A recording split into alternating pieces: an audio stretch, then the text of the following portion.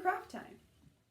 This week we're talking about bravery, and bravery can look different in whatever circumstance you're in. The Bible story we're talking about this week is about some friends who have enough bravery and courage to bring their friend to Jesus, even if that means lowering him in through a roof. That's a little crazy. Well, we may not be able to lower our friends through roofs, but one thing that we can do is give them hugs. I know what you're thinking. I'm at home right now. I can't see my friends. How am I supposed to give them a hug? Well, today's craft is going to be mailing hugs from your home. Even though your parents and your siblings are great huggers, sometimes somebody else might need a hug. And so you can mail this hug to maybe a friend or somebody that you know who's going through a rough time right now and could use a hug. So let's get started. The things you will need for this project are as follows. Firstly, you'll need some paper. I'm just using 8.5 by 11 white printer paper, but you could use construction paper if you'd like. You'll also need some yarn or string or ribbon of some sort, as well as a pair of scissors. Be more careful with them than I was. A pencil to trace things, as well as some colored pencils, crayons, markers, anything to color with, really. Once you've got all your materials together and not all over the floor, then let's get started. Start by tracing your hand out onto the piece of paper. All around me are familiar faces. Anyway, trace your hand out, and then once you've done that, go ahead and trace your other hand out. One of these will be with your non-dominant hand, so you may want to ask for help with that. Give yourself a high five.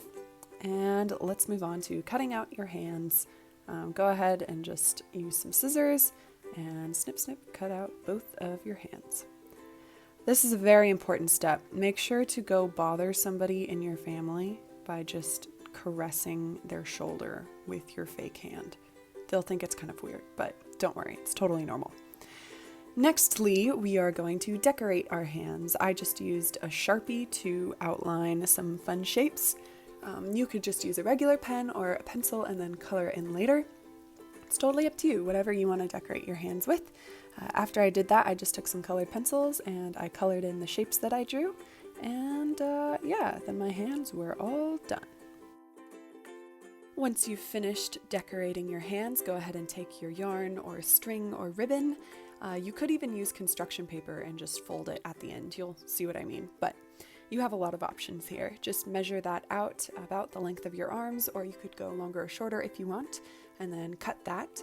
Take some tape and tape that to the back of your hands, just to the bottom. I'll show you how to do one hand, and then you can do the other one. Here we go, just taping it down, and look at that. It looks like that's the front of my hand, but yeah, there we go, that's the front. Taped it to the back. Now we're going to do the other hand, and voila, you've got yourself a little hug. Next, get an envelope and a card of some sort, and if you're not comfortable with your writing skills, get an adult or a sibling to help you. Write a note to whoever you're sending this to, and then go ahead and put everything in the envelope. I had to fold my paper hands a little bit because my hands are probably a lot bigger than yours. So you may have to fold yours too. I don't know. Depends on how big your hands are and how small your envelope is. Once you've done that, go ahead and tuck all the yarn inside and put the little note in, and there you go. You've got your envelope. I went ahead and closed it up, licked it to seal it, and I also decided to put a sticker on it because, stickers are fun and everybody needs a sticker sometimes. So I just put the sticker on top to seal it up again, and there you go. I have not addressed a letter in a long time, so here's a reminder on how to do that. If you are unsure, feel free to ask a parent or older sibling to help you out. And then I took my letter out to the mailbox and put it in. One of my favorite parts about putting letters in the mailbox is that you get to put the flag up on the side. So much fun. After you finish this craft, don't forget to find something kind on your kindness poster and color that in. If you find it difficult to find something kind, there's a really fun game you can play called I Spy with maybe a sibling or a parent, and you guys can race and see how many you can find.